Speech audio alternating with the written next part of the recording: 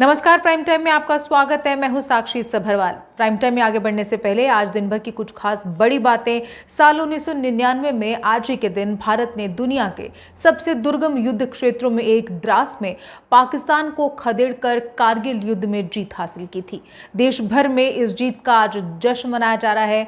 आज द्रास में आयोजित मुख्य समारोह में केंद्रीय रक्षा मंत्री राजनाथ सिंह मुख्य अतिथि के रूप में उपस्थित थे।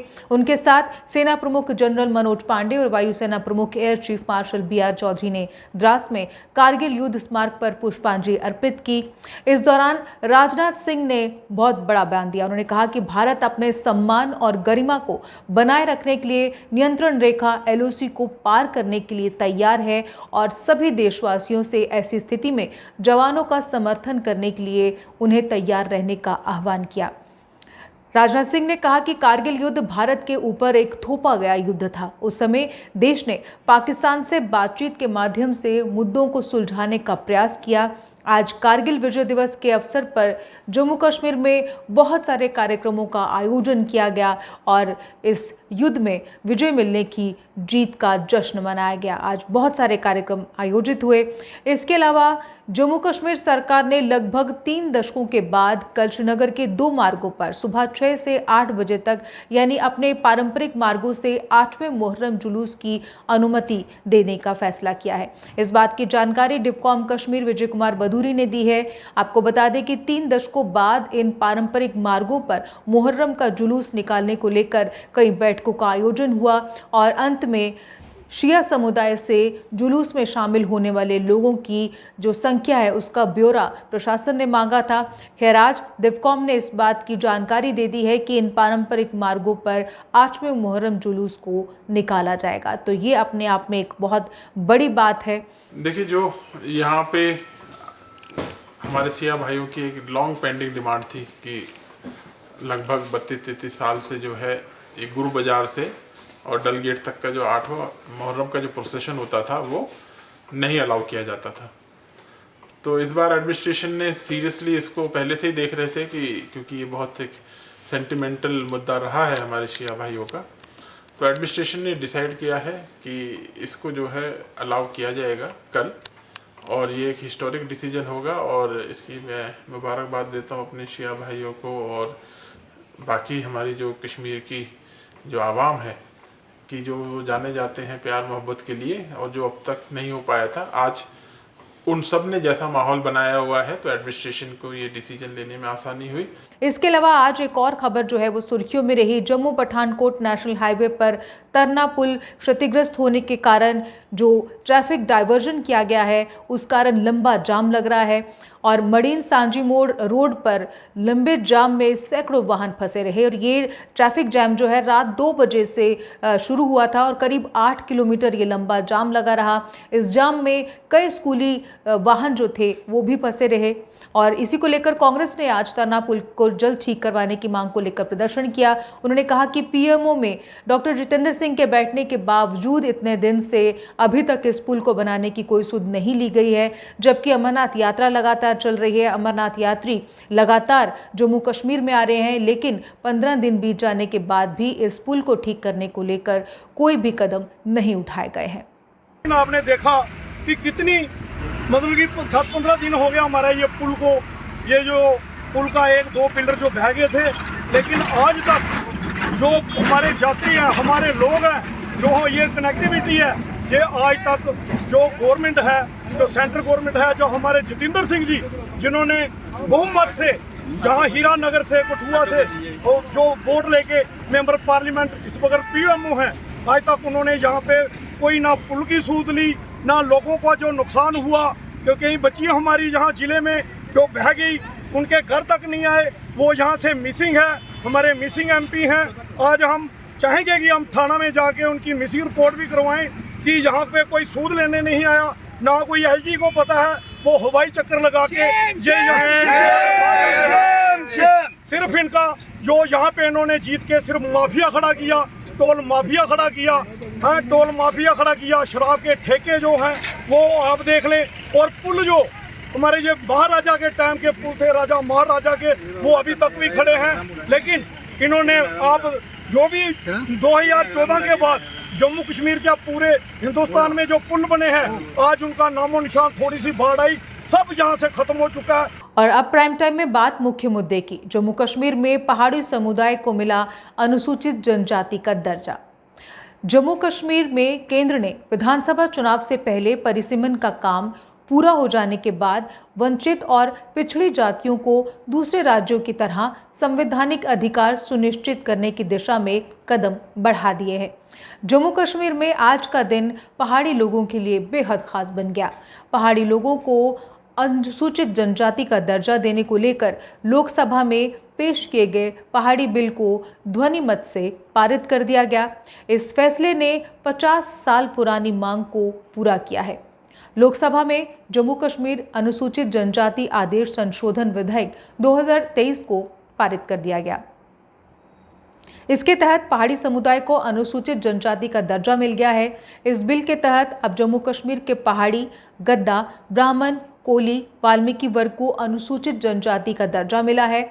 इसके अलावा इस एसटी में कौन कौन शामिल हुए हैं उनके बारे में आपको बता दें कि इनमें बकरवाल, बाल्ती, बेला, बोटो, ब्रोकपा, द्रोगपा, दक्षिण, चंगपा, गद्दा, ब्राह्मण, गद्दी, गड़ा, गुज्जर, कोली, मोन, पादरी ट्राइब, पहाड़ी एथनिक ग्रुप, पुरी कपा और सिप्पी, इन सबको एसटी करार दे दिया गया है। अब विभिन्न स्थानों पर लोग एसटी का दर्जा मिलने पर लगातार खुशियां मना रहे हैं। जम्मू कश्मीर के राजौरी, हंदवाड़ा, अनंतनाग, पुंछ, बारामूला और पीर पंजाल जैसे इलाकों में पहाड़ी समुदाय की बड़ी आबादी है।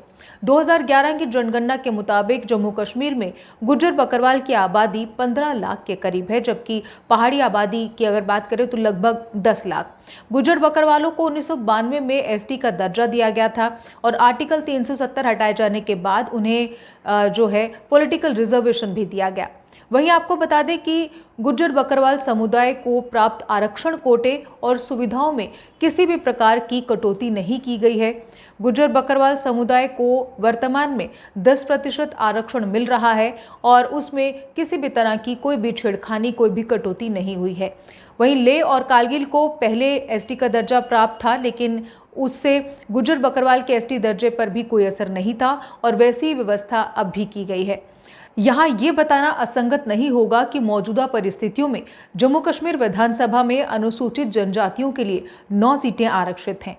आपको बता दें कि कल ही गृह मंत्री अमित शाह ने दोनों समुदाय के लोगों से बात की थी और जहां पहाड़ी लोगों को अनुसूचित जनजाति का दर्जा देने का आश्वासन दिया गया था, वहीं गुज्जर बकरवाल जो समुदाय है उनको भी ये भरोसा दिलाया गया था कि गुज्जरों के हित पर किसी प्रकार का कोई चोट नहीं होगा, किसी प्रकार की कोई कटौती नहीं होगी। उन्हें जो हक मिल रहा है वो मिलता रहेगा।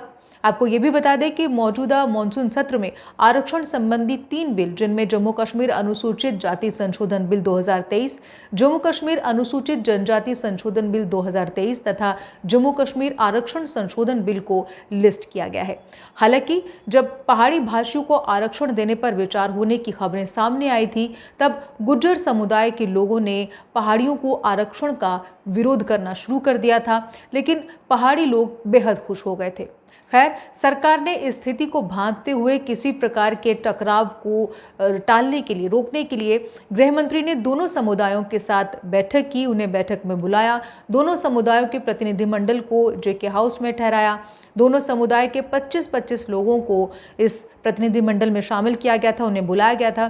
गृह मंत्री ने उन्हें आश्वस्त किया था कि वो किसी पक्ष को नुकसान नहीं करवाना चाहते हैं, लेकिन बावजूद इसके आज जम्मू में गुज्जर बकरवालों ने केंद्र सरकार द्वारा पारित पहाड़ी बिल के खिलाफ जमकर प्रदर्शन किया और रोष जताया। उन्होंने कहा कि सरकार ने हमारे अधिकार छीनकर पहाड़ियों को दे दिए हैं, जिसका हम विरोध करते हैं और इस बिल को वापस लेने की मांग। मैं ये सेंट्रल गवर्नमेंट से अपील करना चाहता हूँ, मनोज सिन्हा साहब से और अमित शाह साहब से, जिन्होंने आज ये पहाड़ी पीपल्स को रिजर्वेशन दी है एसटी स्टेटस कोटा देकर और हमारे जो राइट्स को डिमोलिश किया है। मैं आज पुरजोर अपील करता हूँ, जो हमारे ये यंगस्टर आज रोड पे निकल आए हैं, ये अपने राइट के सेफगार्ड के लिए आए हैं। हमारे राइट को प्रिजर्व रखा जाए, हमारे राइट के साथ छेड़खानी ना की जाए। सेंट्रल गवर्नमेंट से यही अपील है कि अपनी पावर का मिसयूज ना करो, हमारे राइट को ना डिमोलिश करो, हमारे राइट को प्रिजर्व रखो, ताकि गुज्जर और बकरवाल कम्युनिटी जिसका हक है वो अपने हक को लेकर आगे बढ़ सके। खैर, अगस्त 2019 से जम्मू कश्मीर में आर्टिकल 370 हटने के बाद से से राजनीतिक समीकरण पूरी तरह से बदल चुके हैं।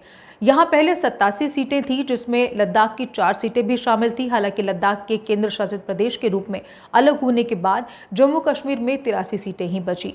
नए डिलिमिटेशन के बाद जम्मू कश्मीर में विधानसभा सीटों की संख्या बढ़कर 90 हो गई, जिसमें जम्मू क्षेत्र में 43 और कश्मीर क्षेत्र में 47 सीटें जो हैं वो शामिल थी। 2019 के जम्मू और कश्मीर रीऑर्गेनाइजेशन एक्ट के तहत गठित डिलिमिटेशन कमीशन ने पहली बार एसटी आबादी के लिए 9 विधानसभा सीटें रिजर्व की। पुंछ की सभी 3 विधानसभा सीटों के अलावा राजौरी की 5 में से 2, रियासी, अनंतनाग, गांदरबल और बांदीपुरा की एक सीट जो है वो एसटी के लिए रिजर्व की गई।